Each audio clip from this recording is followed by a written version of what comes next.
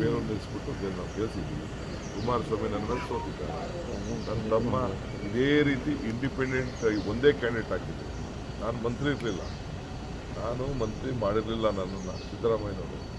ಆಗ ನಮಗೆ ಒಂದು ದೊಡ್ಡ ಸವಾಲು, ಪಕ್ಷ ಘೋಷಣೆ ಮಾಡಬೇಕು. ಒಂದೇ ಕ್ಯಾಂಡಿಡೇಟ್ BJP ಮತ್ತು ದಳ ಎರಡೂ ಸೇರಿ ಸೋದರಿ ಅನಿತಾ ಕುಮಾರಸ್ವಾಮಿಯನ್ನು ಇದೇ ನಮ್ಮ DK ಸುರೇಶ್ ಮೇಲೆ ಕ್ಯಾಂಡಿಡೇಟ್ ಹಾಕಿದ್ವಿ. 1,30,000 ಓಟಿನ ಗೆದ್ದಿದ್ದೇವೆ. ಅವತ್ತಿನ ಕಾಲ ಸತತವಾಗಿ ಆಯ್ಕೆ ಮಾಡ್ಕೊಂಡು ಇನ್ನು ಕೆಲವು ನಾಯಕರುಗಳು ಏನೇನೋ ಪಾಪ ಹೇಳಿದ್ದಾರೆ, ಅದಕ್ಕೆಲ್ಲ ನಾನು ಮುಂದಿನ ಟೈಮಲ್ಲಿ ನಾನು ಉತ್ತರ ಕೊಡ್ತೇನೆ.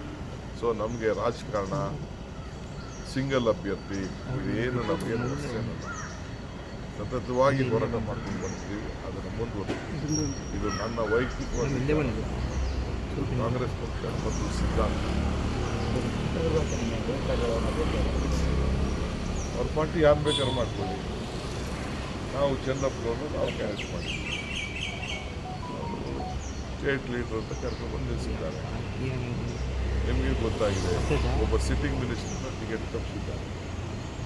10 ಜನಕ್ಕೂ ಹೆಚ್ಚು ಸೀಟನ್ನು ಹಾಲಿ ಸಂಸತ್ ಸದಸ್ಯರನ್ನ ತಪ್ಪಿಸಿದ್ದಾರೆ ಅಂತಂದರೆ ಅವರ ಪಕ್ಷ ಭಾಳ ವೀಕ್ ಆಗಿದೆ ಅನ್ನೋದ್ರಲ್ಲಿ ಯಾವ ಥರದ ಅನುಮಾನ ಇಲ್ಲ.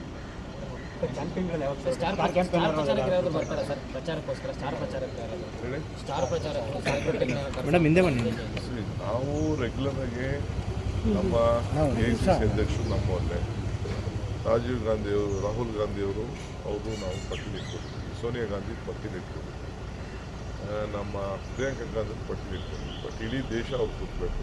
ನಾವು ಜಾಸ್ತಿ ದಿನ ಎಕ್ಸ್ಪೆಕ್ಟ್ ಮಾಡೋದಿಲ್ಲ.